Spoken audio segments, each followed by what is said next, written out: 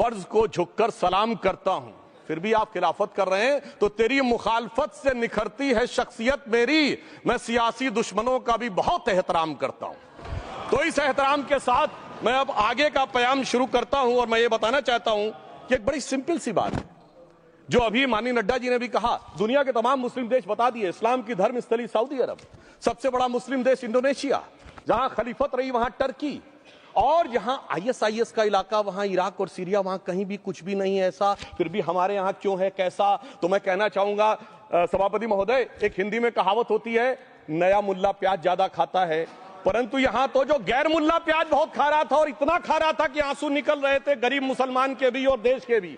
इसलिए मैं कहना चाहता हूं सभापति महोदय, अगर छोड़ दीजिए भारत की बात करिए, तो क्या ऐसी कोई शक्ति सिखों के पास है, ईसाइयों के पास है, यहूदियों के पास है, पारसियों के पास है? नहीं है। छोड़ दीजिए, इस्लाम के अंदर आइए। अगर इतना भाईचारा है तो ये सुन्नी वक्फ बोर्ड और शिया वक्फ बोर्ड अलग क्यों है मेरे भाई? जमीन पे एक दूसरे पे एतबार नहीं है, सिर्फ सियासत के लिए साथ में आने की बात है। ये भी जरा सोचने की बात है। और जो अकलियतों में भी अकलियत है, आगा खानी है, बाकी है, जो बोहरा है, उनकी तो कोई गिनती नहीं है। हमारी सरकार ने पहली बार मुस्लिम समाज के अंदर भी ईमानदारी से सबको समान प्रतिनिधित्व देते हुए एक नई सूबे के नए वक्फ का आगाज किया है। इसके लिए मैं सरकार को बधाई देना चाहता हूं। और सिर्फ ऐसा ही नहीं है, मुस्लिम समाज के अनेक लोग इस प्रकार के नियमों से बहुत प्रभावित हुए और बहुत प्रताड़ित हुए, जिसके अनेक उदाहरण बहुत लोगों ने बताए होंगे। मोहम्मडन एजुकेशन सोसाइटी कोल्हापुर का केस है, ईदगाह मैदान हुबली का केस है, जिसपर सुप्रीम कोर्ट ने साफ साफ उसको हुबली धारवाड़ म्युनिसिपल कॉर्पोरेशन को वापस कर दिया। अनीसा अयाशा वर्सेस तमिलनाडु वक्फ बोर्ड का केस है, तेलंगाना स्टेट वर्सेस मोहम्मद मुजफ्फर का केस है, हिमाचल प्रदेश वक्फ बोर्ड वर्सेस ख्वाजा खलीलुल्लाह का केस है, और सभापति महोदय ताजमहल पर भी दावा कर दिया गया। अब तो मैं पूछना चाहता हूं, सुप्रीम कोर्ट ने अपने जजमेंट में कहा कि भाई शाहजहां के जमाने का लिखा फरमान लेके आइए, तब हम मानेंगे कि इस पे कोई दावा है या नहीं। आप सोचिए कि अगर ये वक्त का कानून इसी ढंग से चला होता तो क्या होता। अभी हमारे जॉन ब्रिटास जी और मनोज झा जी ने बहुत सारी बातें बोली थी, एक प्यास की बात बोली थी, उन्होंने उड़ीसा के ग्राहम स्टोन्स का जिक्र किया था, तो उसमें तो कांग्रेस की सरकार सीबीआई की इंक्वायरी नहीं कर पाई थी। मगर जब ताजमहल का उल्लेख आता है सभापति महोदय, तो एक प्यास मुझे याद आ जाती है। जब शाहजहां जेल में था और दूर से उस ताजमहल को देखता था और उसे सिर्फ एक सुराही पानी मिलता था, और उसने औरंगजेब से कहा एक सुराही पानी और भिजवा दो, तो जानते उसने मना कर दिया। तो दुखी होकर शाहजहां ने फारसी में लिखा, ए पिसर तू अजब मुसलमानी, जे पिदरे जिंदा आप तरसानी, आफरीन हिंदुआन सदबार, जे देहंद पिदरावा मुर्दा देवम आप। मतलब तू कैसा मुसलमान है जो जिंदा बाप को पानी के लिए तरसा रहा है? तुझसे तो आफरीन 100 बार उन हिंदुओं को है जो पितृपक्ष में मरे हुए बाप को भी पानी देते हैं। और सभापति महोदय, मैं बताना चाहता हूं कि ये हमने ईमानदारी से मुस्लिम समाज के कल्याण के लिए बात की है, क्योंकि एक तरफ खड़ा हुआ है ईमानदार मुसलमान जो शराफत के साथ ईमान को गले से लगाए हुए हैं, और दूसरी तरफ कुछ चंद सरमाएदार हैं जो उस अमानत में खयानत करके शरारत के साथ उसके झंडा बरदार बनना चाहते हैं। तो ये मुकाबला किसके बीच में है? ये शराफत अली और शरारत खान के बीच में मुकाबला है। हमारी सरकार शराफत अली के साथ खड़ी है, हमारी गरीब मुस्लिम के साथ खड़ी है। ये गरीबों गुर्बत वाले गुर्बत अली और सरमाएदारे वाले गाजी खान के बीच का इलाका है। मगर मैं कहना चाहता हूं महोदय, एक बात मैं बहुत स्पष्ट रूप से कहना चाहूंगा, इन जरूरतमंद मुसलमानों की लड़ाई के लिए मैं कह सकता हूं कि ये गरीब मुसलमानों के दिल की कसक और कट्टरपंथी वोट के ठेकेदारों के मन की ठसक के बीच में हमारी सरकार ने उस कसक का साथ दिया है, जिसके लिए मैं मानता हूं गरीब और पसमानदा मुसलमान निश्चित रूप से उनका आभारी होगा। हाँ, मगर जब इसकी बात आती तो भी माननीय खड़गे जी भी बोल रहे थे, माननीय संजय सिंह जी भी बोल रहे थे, मनोज झा जी भी बोल रहे थे कि साहब आपके यहाँ वो कितने पुजारी हैं और कितने किस वर्ग के पुजारी हैं। तो मैं उनको बताना चाहता हूं, केवल अकेले जूना अखाड़े ने पिछले साल 71 SC ST लोगों को महामंडलेश्वर बनाया है। अरे आपको हमारे सदन में बैठे हुए बाल योगी उमेश नाथ जी नहीं दिखते? वैसे तो कहा जाता है जात ना पूछो साधु की, मगर मैं बताना चाहता हूं विश्व हिंदू परिषद के 50,000 से अधिक पुजारी ट्राइबल्स में जो शेड्यूल कास्ट है जो काम कर रहे हैं। मगर मैं हद अदब से पूछना चाहता हूं, बताइए मुल्ला मौलवी मुफ्ती मुकर्रम बारी हाफिज में से कितने पसमंदा हैं? उसमें कितने जुलाहा अंसारी घोसी बताइए मिरासी कितने हैं? बाकी छोड़िए, पर्सनल लॉ बोर्ड में है क्या? अरे वक्फ बोर्ड में है क्या? इसीलिए मैं कहता हूं खुद मियां फजीहत दूसरों को नसीहत। अगर ईमानदारी से बात करनी है तो उस पर आगे। मगर मैं एक बात और कहना चाहूंगा कि हमारी जो सरकार ने नाम दिया है, इसको उम्मीद नाम दिया है, और ये उम्मीद है किसके लिए? उस ईमानदार मुसलमान के लिए और देश के हर खास व आम के लिए ये उम्मीद है। मगर सभापति महोदय, कुछ लोग वो हैं जो उम्मा का ख्वाब पाले हुए थे। उम्मा शायद हमारे बहुत से लोग समझते हो ना समझते हो, पूरी एक एंटायर जो इस्लामिक खलीफत और राज होता है उसको उम्मा कहते हैं। उम्मीद वालों को तो उम्मीद की नई रोशनी दिख रही है, उम्मा वालों की उम्मीद पे पानी फिर रहा है। तो ये उम्मीद और उम्मा के बीच का भी मामला है। परंतु मैं ये भी कहना चाहूंगा सभापति महोदय, इसके बाद सिर्फ ऐसा ही नहीं था।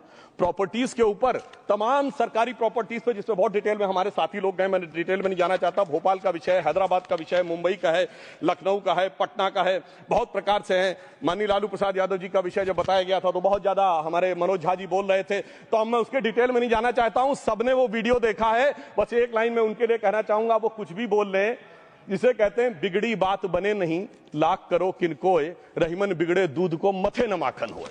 अब जो बोलना था वो बोल चुके, सबके सामने वो आ चुका। अब एक बात और है, दूसरे धर्म स्थलों के बारे में विषय आता है, तो मैं याद दिलाना चाहता हूं, केरला के कैथोलिक चर्च ने 31 मार्च 2025 को जो लिखा, सिर्फ उसकी लास्ट की 2 लाइन बोलना चाहता हूं।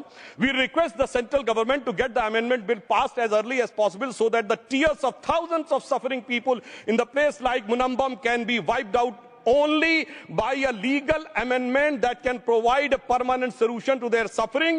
We urge all the MPs from opposition party to support the bill so that the historic legislation can become unanimous. मगर सभापति महोदय, ये अल्पसंख्यकों की बात करने वाले जब अल्पसंख्यक की बात आती तराजू पे तौलते हैं, किसका वेट ज्यादा है, किसकी धमक ज्यादा है, किसकी खनक ज्यादा है, फिर तय करते हैं कि माइनॉरिटी के साथ आना है, किस माइनॉरिटी के साथ नहीं आना है। और मैं एक और बात कहना चाहता हूं, तमिलनाडु के तेरी मंदिर की बात आई, यमुनानगर में गुरुद्वारे की बात आई, केरल में क्रिश्चियन कम्युनिटी की जमीन की बात आई। बहुत सारे लोग प्लेसेस ऑफ वर्शिप के एक्ट की बात करते हैं, तो as per places of worship act Tamil Nadu का मंदिर का तो स्टेटस नहीं चेंज हो सकता भाई। 15 अगस्त 47 के बाद किसी प्लेस ऑफ वर्शिप का स्टेटस नहीं चेंज हो सकता, तो वक्फ बोर्ड को क्लेम फॉरफिट कर देना चाहिए, because it is in contrast to the places of worship act. परंतु अब सुनिए, यही गुरुद्वारे के बारे में भी होना चाहिए। मगर सभापति महोदय, चाहे वक्फ बोर्ड का एक्ट हो, चाहे प्लेसेस ऑफ वर्शिप एक्ट हो, एक ही को फायदा होना है, जिसे कहावत में कहते हैं, खरबूजा छुरी पर गिरे या छुरी खरबूजे पे गिरे, आखिर में कटना भगवे रंग के खरबूजे को ही होता है। अब मैं यह भी बताना चाहता हूं कि इन संपत्तियों के द्वारा जो कुछ हुआ, उन्होंने इतनी चीजों को लिया है, इतनी चीजों को लिया है। एक पुराना उर्दू का शेर है कि मिटे नामियों के निशान कैसे कैसे, और ये जमीन खा गई आसमां कैसे कैसे। इस जमीन ने कैसे कैसे लोगों को अपने में समा लिया, इसकी तमाम तारीख गवाह है। अगर मैं इसमें बहुत डिटेल में जाऊंगा तो सदन का बहुत सारा वक्त जाएगा, परंतु मैं एक बात यह कहना चाहता हूं कि जब इतना ज्यादा आगे बढ़ गया तो फिर कोर्ट ने आगे इंटरवेंशन करना शुरू किया। मैं डिटेल में नहीं जाना चाहता हूं। अभी कार्तिकेय शर्मा जी ने, बहुतों ने बोला सैयद फसल का case versus union of government, Allahabad high court के केस को कहा, मगर Bashir versus state of West Bengal case में उन्होंने बहुत क्लियर कट कहा है कि waqf is not a religious denomination in accordance with Article 26 of the Constitution, so the matter relating to the restricting the economic, financial, political and other sectoral activities that may be associated with religious practice under Article 25(2)(a) of the Constitution can be regulated by the state. तो मुझे लगता है अब इसके बाद कोई किंतु परंतु का स्कोप नहीं रह जाना चाहिए। परंतु उसके बाद भी सभापति महोदय, जो कानून को न माने, जो कहे संविधान को नहीं मानेंगे, और जो ये कहे कि साहब अदालत के आदेश को भी नहीं मानेंगे, तो फिर इसका मतलब उसके मन में तो एक ऐसी बादशाही आ गई है। इसके लिए मुझे सभापति महोदय, वो पुरानी वाली फिल्म अगर लोगों को याद हो तो मुगले आजम का वो सीन याद आता है कि जब अकबर ने अनारकली को कैद कर लिया तो सलीम कहता है, जब्त मैं करूं जिसकी की जमीन वीरान हो गई है, जब्त वो न करे जिनके सिर्फ शौक के बाद चाहत को ठेस पहुंची है। ये जिल्ले इलाही की बादशाही नहीं बल्कि खुदाई है। मैं कहना चाहता हूं, जो संविधान को न माने, कानून का न माने, इसका मतलब वो अपनी खुदाई में जी रहा है। तो ये वो लोग हैं। और वैसे मैं सभापति महोदय, खुदाई से आजकल बहुत से लोगों को डर लगता है, क्योंकि जहां जहां खुदा है वहां वहां भगवान है, जहां जहां खुदा है वहां वहां भगवान है। बाकी आप सब बहुत बुद्धिमान हैं। अब मैं ये भी बात कहना चाहता हूं, और वैसे आखिर में उस अनारकली को कैद से छुड़ाने के लिए सलीम का एक हिंदू साथी दुर्जन सिंह ही आया था। मैं कह सकता हूं कि वक्फ की इस मुकद्दस जमीन को अगर कैद करके रखा है तो उन चंद लोगों ने जिनके दिमाग आज भी उन चीजों में भरे हुए हैं कि कोई समझता हम तो किसी जमाने में हुक्मरान वक्त थे, कोई कहता हुजूर नवाब थे, कोई कहता बादशाह आलमगीर थे, कोई कहता है बादशाह गाजी जिंदा पीर थे। तो नदीमुल हक साहब ने जो बोला था ना, किसी के बाप का हिंदुस्तान थोड़ी है, बिल्कुल मैं कहना चाहता हूं जिन्होंने इस देश के लिए खून बहाया उनके बाप का हिंदुस्तान है, उस गरीब मुस्लिम कारीगर के बाप का हिंदुस्तान है। पर जो ये कहते हैं कि आगरे का लाल किला किसके बाप ने बनवाया, आगरे का किला किसके बाप ने बनवाया, दिल्ली का किला किसके बाप ने बनवाया, हैदराबाद का चार मीनार किसके बाप ने बनवाया, उसके बाप का यह हिंदुस्तान नहीं है।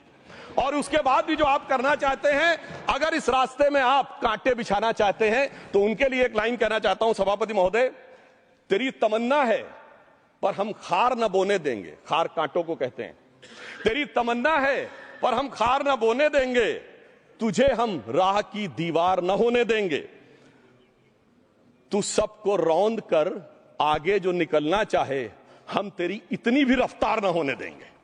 और इसीलिए हमारी सरकार ने इस विषय के ऊपर एक सही और सटीक प्रयोग करने का प्रयास किया है। मैं दूसरी बात यह भी बताना चाहता हूं, हमारे डीएमके के तिरुचि शिवाजी ने अनायास अकारण यह बात बोली थी कि उस समय जब जिन्ना का उल्लेख करते हुए उन्होंने कहा कि पार्टीशन के समय, तो मैं उनके सुलभ संज्ञान के लिए बता देता हूं, 1946 की कॉन्स्टिट्यूएंट असेंबली में मद्रास प्रेसिडेंसी में 30 आउट ऑफ 30 सीट जो थी वो मुस्लिम लीग ने जीती थी विद 95% ऑफ वोट्स, और एक भी मुस्लिम वहां के बाद बाहर नहीं गया। इसलिए मैं ईमानदारी से कहना चाहता हूं, फैक्ट को समझिए। और जो मद्रास प्रेसिडेंसी के मुस्लिम लीग के अध्यक्ष थे और पीजे पोकर साहब बहादुर और मोहम्मद इस्माइल, वही बाद में इंडियन यूनियन मुस्लिम लीग के अध्यक्ष बने, और उन्होंने 28 अगस्त 1947 को सेपरेट इलेक्टोरेट मांगे, जो कोई जाके कॉन्स्टिट्यूएंट असेंबली की डिबेट में पार्लियामेंट किया। आप वेबसाइट पे पेज नंबर 270 पे जाके पढ़ लीजिएगा। सरदार पटेल ने बड़े गुस्से में इस बात को कहा, अब जो हो गया सो हो गया, एक रात में दिल नहीं बदल गया, मगर अब देश के लिए कैसे आगे बढ़ना है उसके लिए ईमानदारी से आगे आओ। और खैर मैं अंबेडकर जी और पटेल जी के बहुत सारे वो कोट कर सकता हूं, सारी बातों को छोड़िए, मगर अफसोस की बात यह है सर कि अभी मनोज झा जी ने बोला था हम में से कोई शक है, कोई हूण है और ये करिए। अरे भैया जमाने चले गए, अब जेनेटिक सीक्वेंसिंग का जमाना आ गया है। और जेनेटिक सीक्वेंसिंग ने क्या प्रूव किया है, दुनिया के सबसे बड़े मुस्लिम देश इंडोनेशिया के राष्ट्रपति आए थे और राष्ट्रपति भवन में उन्होंने डिनर के दौरान कहा कि few weeks back I got my genetic sequencing done and I was told that I am an Indian GDN. अरे साहब कहां गुलामी की मानसिकता में पड़े हुए हैं सभापति महोदय। और यहां गुलामी की मानसिकता इस कदर पैबस्त है लोगों के दिमागों में, किसी सदन के एक सदस्य यहां विराजमान है, वो उस समय महाराणा सांगा का उल्लेख कर दिए। मैं ईमानदारी से कहता हूं एक भी इंडियन सोर्स में इसका उल्लेख नहीं है, सारे के सारे फॉरेनर्स और लुटेरों के सोर्स में उल्लेख है। इसीलिए मैं कहता हूं ये गुलामी के जिन्होंने गुलाम बनाया उनके सोर्सेस पे यकीन न करिए। और वैसे थोड़ा सा आउट ऑफ कॉन्टेक्स्ट हो तो ये भी बोल दूं, हमारे सदन के बहुत सदस्यों को नहीं पता होगा, अलेक्जेंडर के आक्रमण का किसी भारतीय सोर्स में कोई उल्लेख नहीं है, पोरस नाम के किसी राजा का उल्लेख नहीं है, सिर्फ और सिर्फ ग्रीक में है। इसलिए गुलामी की मानसिकता से बाहर निकलिए, तब इन चीजों को आप सही ढंग से समझने में सफल होंगे। मेरा अब यह भी अनुरोध अपने सदस्यों के साथ है। वक्त की अवधारणा के बारे में बहुत कुछ बोला जा चुका है कि ओरिजिनली कहां से आया, पर मैं इतना कहना चाहूंगा, सबसे पहले वक्त का उल्लेख आता है जब ससनिड एम्पायर को खलीफा उमर ने कैप्चर किया, तो आज का जो सदन इराक है उसके इलाके को उन्होंने वक्फ डिक्लेयर किया और वो स्टेट के द्वारा कंट्रोल होता था। स्टेट के बारे में माननीय नड्डा जी ने अभी बताया कि बड़े बड़े देशों में किस ढंग से होता था। सर सैयद अहमद खान ने भी वक्फ को मूल इस्लाम का हिस्सा न मानते हुए इसके लिए मुजार शब्द कहा है जो शरिया के अंतर्गत आता है, और इसी के लिए उन्होंने फतवा आलमगीरी को भी कोट किया था। और इसीलिए 1894 की जो प्रिवी काउंसिल का जजमेंट जो आया था वो वक्फ अल औलाद के खिलाफ आया था। मगर सभापति महोदय 1906 में कलकत्ता कांग्रेस अधिवेशन में कांग्रेस ने प्रस्ताव पारित किया कि प्रिवी काउंसिल के जजमेंट में कुछ गलती है, इसे बदलना चाहिए, क्योंकि 1904 में जिन्ना कांग्रेस को ज्वाइन कर चुके थे। इसलिए मैं कहना चाहता हूं फिर 1913 में वो जजमेंट बदला गया। हमारे सदन के बहुत से सदस्यों ने इस सदन और दूसरे सदन में बोला है, मैं एक सेंटेंस बोलता हूं लगेगा जैसे वही लोग बोल रहे हैं। वर्ड ये है, कोट है, since the bill was introduced to administer the Muslim law for मुसलमान so the question of public policy does not arise.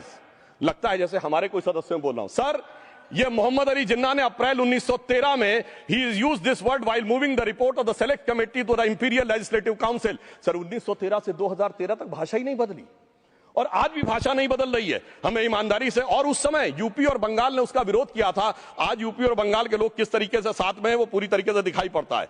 इसलिए हम ये कहना चाहते हैं, हाँ एक प्रश्न बहुत उठाया जाता है कि केवल मुस्लिम ही वक्फ को क्यों दान दे सकता, ऐसा वक्फ बोर्ड में क्यों संशोधन किया गया। मैं ईमानदारी से कहना चाहता हूं, ऐसा नहीं कि मैं इस्लामिक मामलों का बहुत बड़ा आलिम फाजिल जानकार हूं, मगर इस्लाम में बहुत साफ मान्यता है कि जो गैर मुस्लिम है उसकी इबादत अल्लाह कबूल नहीं कर सकते, उसकी दुआ कबूल नहीं होगी तो दान कैसे कबूल होगा। साहब हम इस्लामिक भावना का सम्मान कर रहे हैं। हमारे अल्पसंख्यक मंत्री गए थे तो वो मदीना में एक डेफिनेट लेवल तक जा सकते, उसके आगे नहीं जा सकते।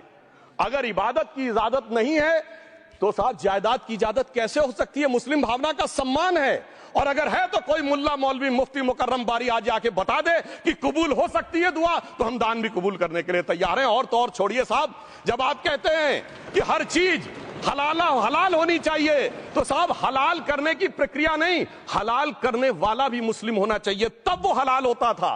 तो मैं पूछना चाहता हूं साहब, काटने के लिए तो हलाल होने के लिए मुस्लिम जरूरी है, और बांटने के लिए बगैर मुस्लिम के भी हलाल होगा, ऐसा तो नहीं हो सकता। तो जो हमारी सरकार ने किया है वो मुस्लिम भावना के सम्मान के लिए किया है। और जहां तक मैं कहना चाहूंगा, हिंदू समाज के बारे में बात करते हैं, हमारे यहां कोई प्रॉब्लम नहीं है। हमारे यहां कोई ऐसा नहीं कि हज पे कोई गैर मुस्लिम नहीं जा सकता। हमारे देखिए कुंभ में 50 लाख विदेशी आए थे और किसी से नहीं कहा या कन्वर्ट हो जाओ। इसलिए मैं कहना चाहता हूं, हिंदुइज्म की धारणा और बाकी धारणा का जो तुलना करने का प्रयास करते हैं वो बहुत उचित नहीं है। मगर सभापति महोदय, इस वक्त ने कई अद्भुत नजारे दिखाए। इस्लाम में जो काफिर से ज्यादा मुशरिक और शिर्क को बुरा माना गया, नहीं जो भगवान को माने ही नहीं।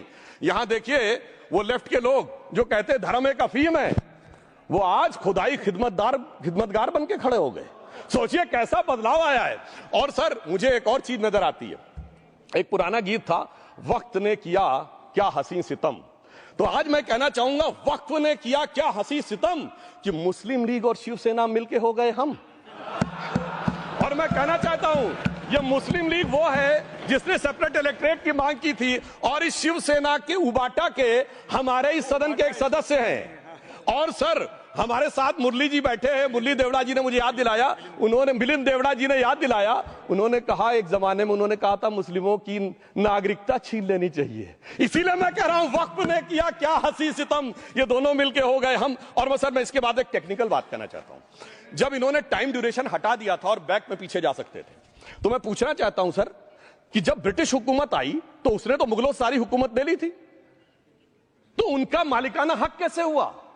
सर 1707 के बाद तो इस्लामी हुकूमत दिल्ली से खत्म हो गई थी।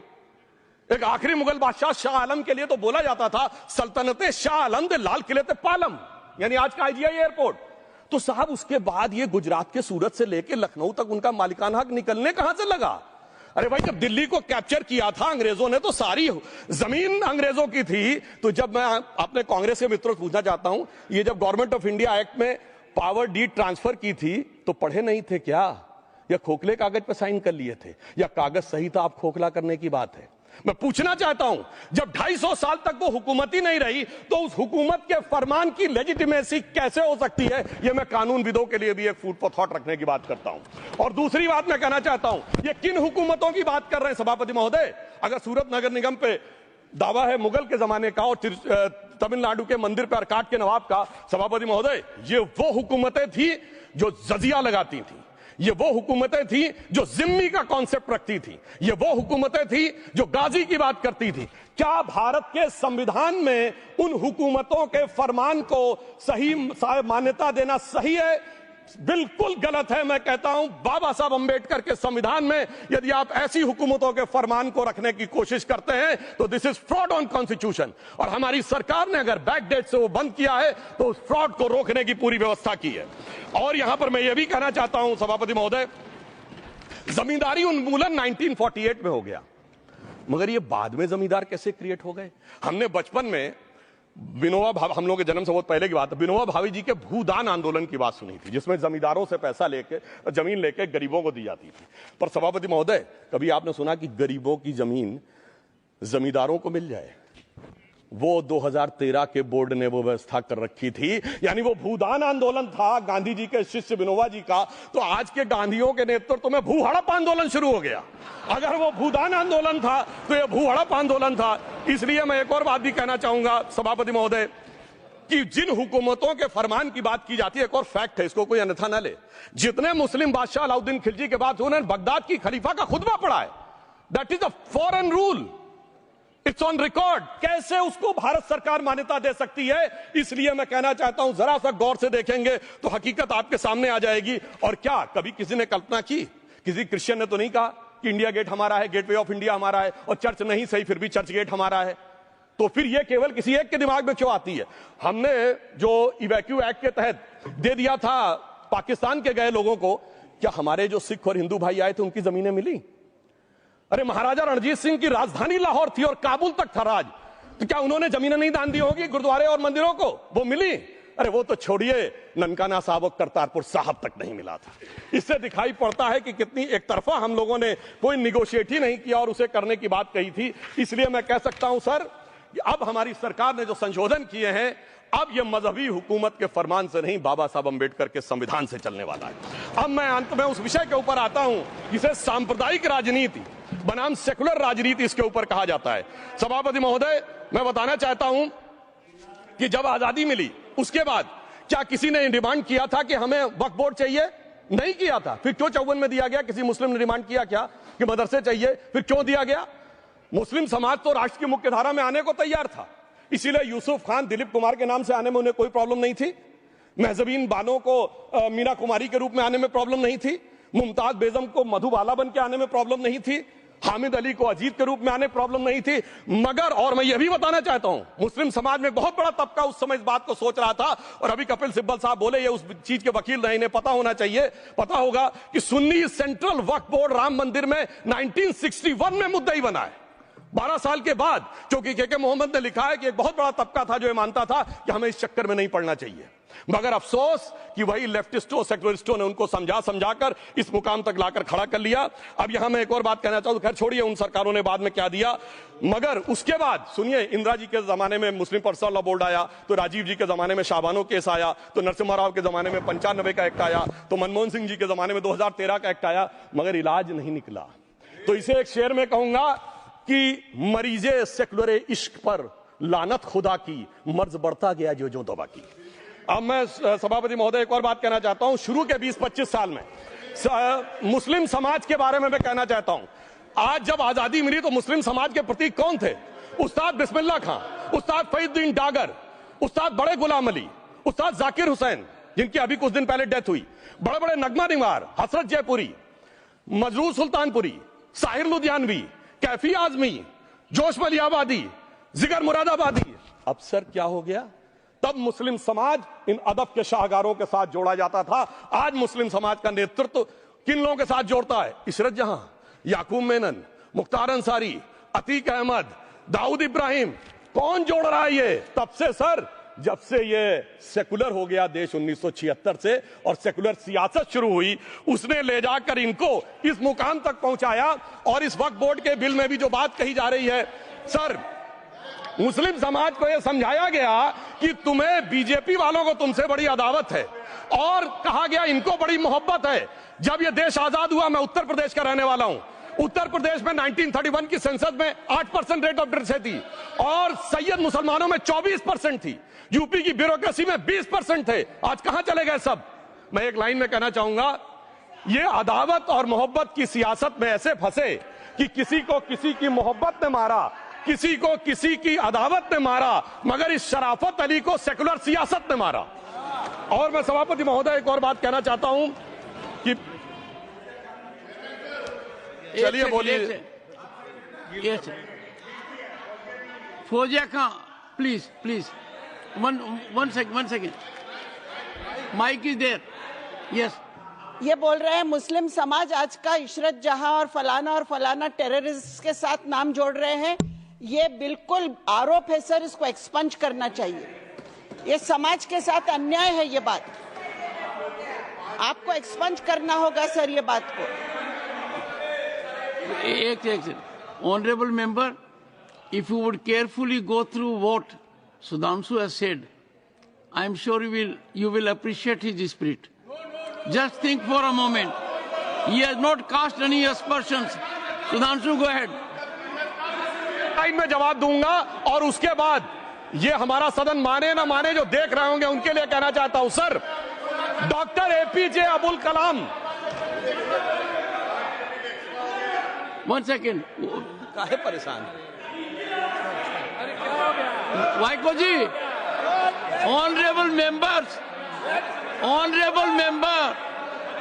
Vaiko ji, oh my God, Vaiko ji, tell me.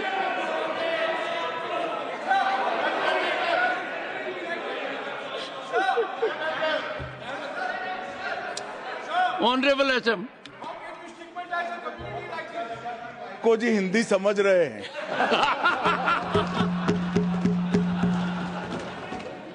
One second. Fauziya Khan. One second.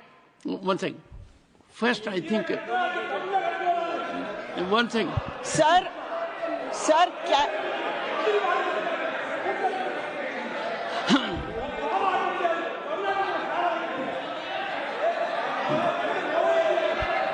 Sir, community cannot be stigmatized. Yes, sir. An entire community cannot be branded like this. Fauziya Khan ji, I'll come to you. I'll give you the opportunity.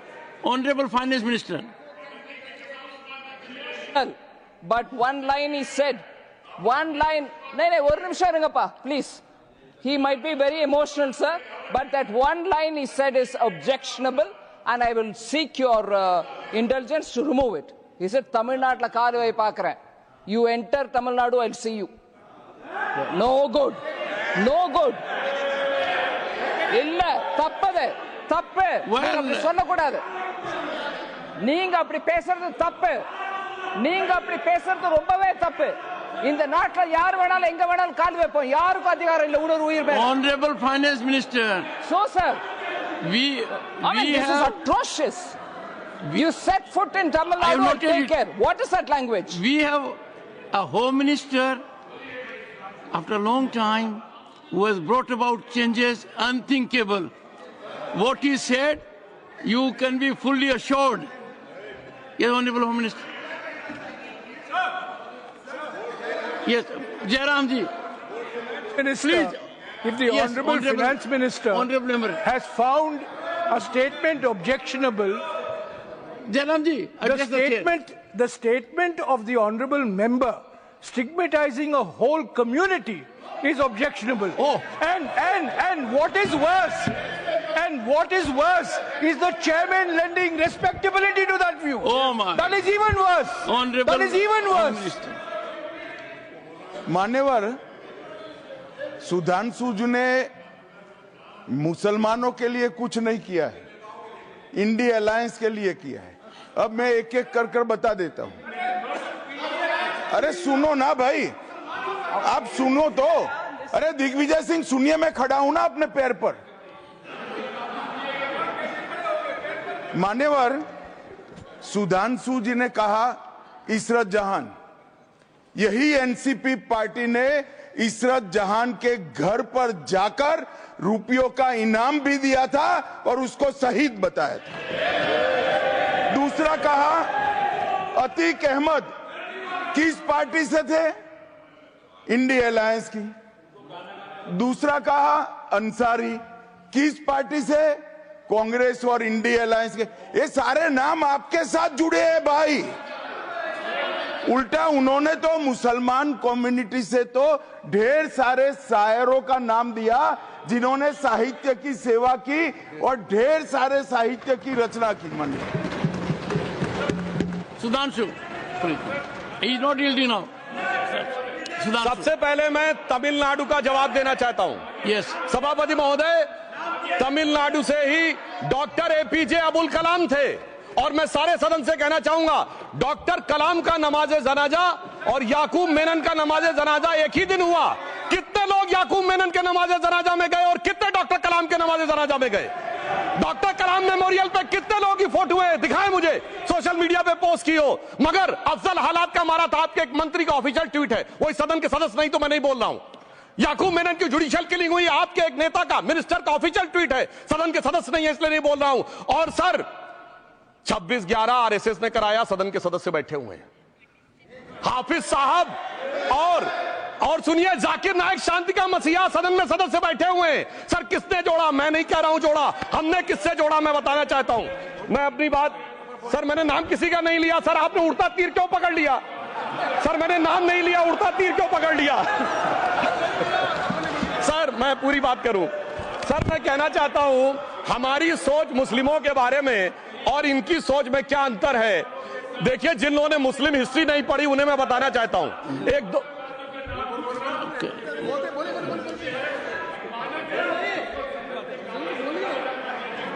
सभापति महोदय, मैं थोड़ा उन लोगों को Islamic history के बारे में ही बताना चाहता हूं। Honourable Digvijay Singh, please, no I'll give a chance. I'll give. Honourable Digvijay Singh ji. माननीय सभापति महोदय, जो माननीय सदस्य ने बात कही है, मैं सुन रहा था डॉक्टर त्रिवेदी जी की बात। उन्होंने कहा था ऐसे ऐसे ऐसे मुसलमान हम लोगों के साथ हैं और वैसे वैसे मुसलमान इन लोगों के साथ हैं। बात यह है कि आपने जिस तरह से इस पूरी बात कही है ये घोर आपत्तिजनक है, अपमानित करती है, और जो माननीय सदस्य ने भी मेरे बारे में भी कहा है मैं उनकी निंदा करता हूं। Honourable home minister, honourable home minister, honourable home minister, एक second. Okay, one second, your mic will be on. जी महोदय, मुझे ये सब कहने की जरूरत नहीं है, लेकिन जो गुजरात में दंगे और फसाद हुए कौन कौन उसके लिए जिम्मेदार थे बताइए। Honourable home minister.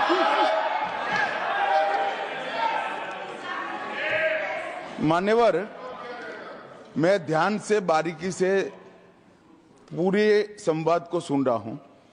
माननीय सदस्य सुधांशु जी ने दिग्विजय सिंह का नाम नहीं दिया। अब वो खड़े होकर कहे मेरे बारे में कहा, इससे साबित हो गए।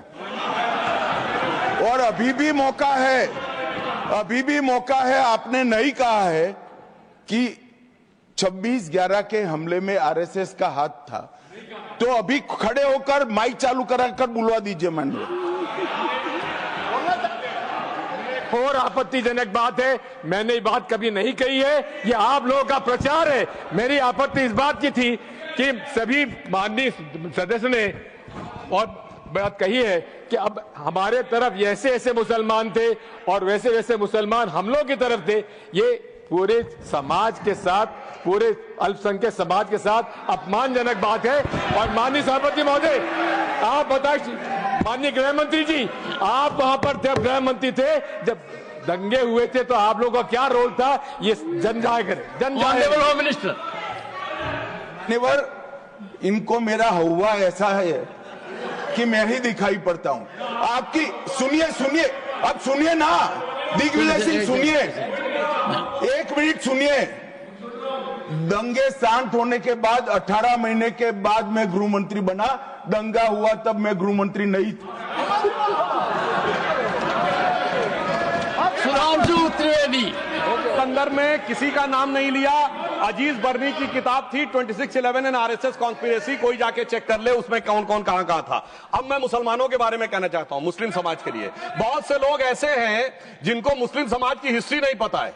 मैं बताना चाहता हूं, भारत से जब न्यूमेरिक सिस्टम सबसे पहले गया तो अल जहार थे सबसे पहले, जिन्होंने जाके 1793 में जो सूर्य सिद्धांत था उसका अरबी में ट्रांसलेशन हुआ सिंध हिंद। और हम बता रहे हैं हम किस तरह के मुस्लिम को साथ रखते हैं। डॉक्टर कलाम से बड़ा आलिम इस्लाम में साइंसदान नहीं हुआ, और आरिफ मोहम्मद खान साहब जो बिहार के गवर्नर हैं, उनसे बड़ा आलिम फाजिल मुसलमान आज सियासी जमात में तो नहीं होगा, ये मैं दावे के साथ कह सकता हूं। मगर मैं बताना चाहता हूं सर, उसके बाद उन्होंने एक किताब लिखी, एक सर 10th सेंचुरी के मुस्लिम राइटर थे जिन्होंने किताब लिखी, उसका नाम था the compendious book of balancing and completion according to Hindu calculation, जिसको शॉर्ट में अल जब्र कहा गया, और वहां से अलजबरा निकला। और सर उसके बाद अल ख्वारिज्म आया। और सर आज मेरे ख्याल से सदन के बहुत से लोगों को नहीं पता होगा, ये जो एल्गोरिथम वर्ड है, ये एल्गोरिज्म से आया हुआ है। एक जमाने में इस्लाम में बैतुल हिकमत था, यानी वो सबसे बड़ा हिकमत का केंद्र था, जब एक से एक लोग होते थे। बहुतों को नहीं पता होगा कि कोलंबस ने जिस नक्शे के थ्रू दुनिया ट्रेवल किया था, वो बनाने वाला भी एक मुस्लिम था, अल इदरीसी। मगर सर, एल्गोरिथम आज ऐसा बदला कि एआई के एज में दलगत भावना से ऊपर उठकर औरंगजेब के साथ खड़े हो गए।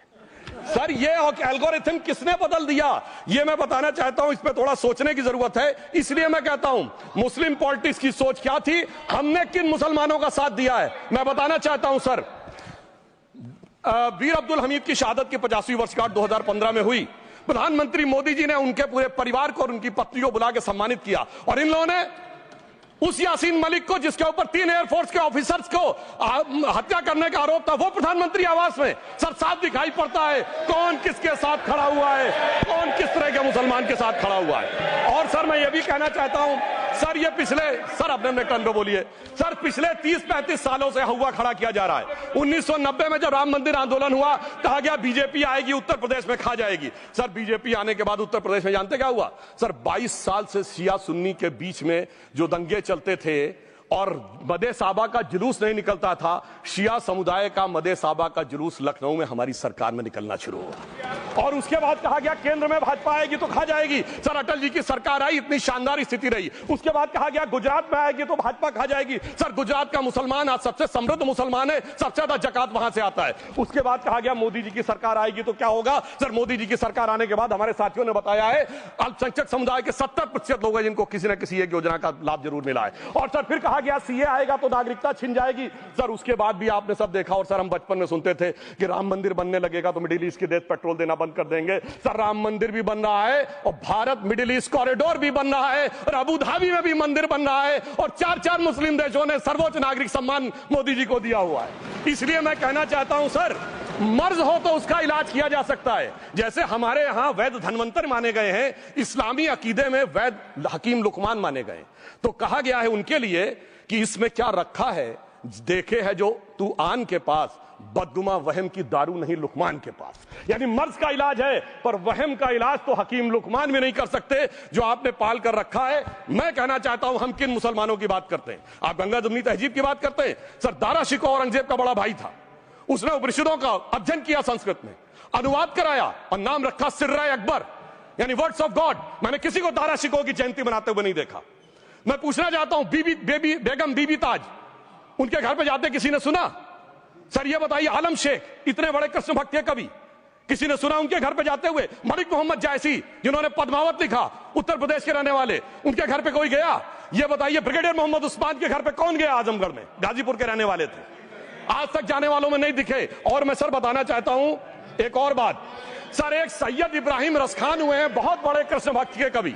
सर, जिन्होंने क्या लिखा, उन्होंने कहा, मेरा अगला जन्म हो तो भी मैं कृष्ण भक्ति बनना चाहूंगा। मनुष्य बनूं तो ग्वाल बाले के रूप में, और पशु बनूं तो गाय के रूप में। उन्होंने कहा, मानुष हो तो वही रसखान, बसों ब्रज गोकुल गांव के ग्वारन, जो पशु हो तो कहा बस मेरो चरो नित नंद की धेनु मजारन।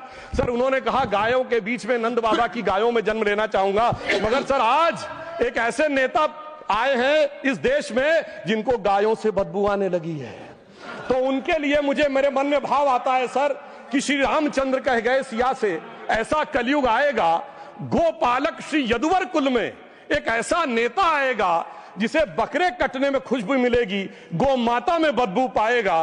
रामचंद्र कह गए सिया से, कैसा कलयुग आएगा। अब सर, मैं एक और बात भी कहना चाहता हूं, हम किनको मानते हैं? सर, नजीर अकबराबादी को सुनिए, कृष्ण भक्त के लिए क्या कहा। सर, मैं एक बोलना चाहता हूं, बुल्ले शाह ने क्या कहा? बुल्ले शाह ने कहा, अभी होली गुजरी है, उसने कहा था, आज होली खेलूंगी मैं, कर बिस्मिल्लाह। उन्होंने आगे कहा, अलस्तु भी रबिकुम, प्रीतम बोले, सब सखियों ने घूंघट खोले, नाम नबी की रतन चढ़ी, सुनिएगा, नाम नबी की रतन चढ़ी, और बूंद पड़ी अल्लाह अल्लाह, आज होली खेलूंगी मैं, कर बिस्मिल्लाह। तो मैं भी कहता हूं, अब बिस्मिल्लाह करिए, और उसके बाद हमारे इस सहयोग करिए, इस सकारात्मक उसका, वरना अल्हम्दुलिल्लाह जो हम मुसलमानों के लिए और देश के लिए करना चाहते हैं, उसमें हमें सफलता जरूर मिलेगी। अंत में मैं सिर्फ यह कहना चाहता हूं सर, तमाम प्रकार की बातें यहां पर हुई, सकारात्मक और नकारात्मक, मगर अफसोस की बात यह है कि 1913 के वक्फ वाल औलाद से लेके 2013 के वक्फ वाल औलाद तक इनकी फितरत नहीं बढ़ती, क्योंकि सर ये तो पार्टियां ही अल औलाद हैं, तो इनको तो उससे बहुत ज्यादा वो होगी। पर मैं सिर्फ अंत में कहना चाहता हूं सर, अपनी सोच बदलिए। आप जिस कश्ती पे सवार होकर इस दरिया को पार करने की कोशिश कर रहे हैं, पिछले 75 साल में नहीं कर पा रहे हैं, 10-12 साल में बहुत हिचकोले खा रहे हैं, तो कश्ती और रास्ता बदलिए। तो इनके लिए अंत में एक पंक्ति कहते हुए बात समाप्त करना चाहूंगा कि इन्होंने कश्ती भी नहीं बदली, दरिया भी नहीं बदला, पर इन डूबने वालों का जज्बा भी नहीं बदला, पर है शौक के सफर ऐसा, एक उम्र हुई हमने, मंजिल भी नहीं पाई, रास्ता भी नहीं बदला। अब अगर नई मंजिल पानी है, नई मंजिल की नई सुबह देखनी है, तो मैं कहना चाहता हूं आइए सबको साथ लेकर चलिए। और एक ऐसा वक्त आया है जब मैं जो हमारे किरण रिजिजू जी ने कहा था कि मैंने शम्मा जलाई है हवाओं के खिलाफ, तो मैं प्रधानमंत्री मोदी जी की तरफ से कहता हूं कि हमें इल्जाम मत दीजिए, बहुत अफसोस होता है, हमें इल्जाम मत दीजिए, बहुत अफसोस होता है। बड़ी तरकीब से कश्ती यहां तक लेके आए हैं और बदल देते हैं हम दरिया की लहरें अपनी हिम्मत से, आंधियों में भी अक्सर चिराग हमने जलाए हैं। धन्यवाद।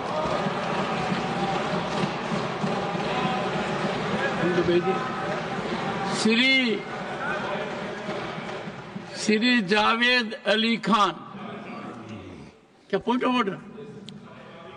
धन्यवाद सभापति जी। One second. Honourable member Ruchi ji, under which rule? 261 sir है 261 rule 61 261 yes, I am at rule 261. Sir, if the chairman is of opinion that a word or words as or have been used in debate which is or defamatory or indecent or unparliamentary or undignified, he may in his discretion order that such word or words may be expelled. Good. I know the rules. Sir, I Make was hearing the specific translation, sir, and he was telling about good intention Muslims and evil intention Muslims.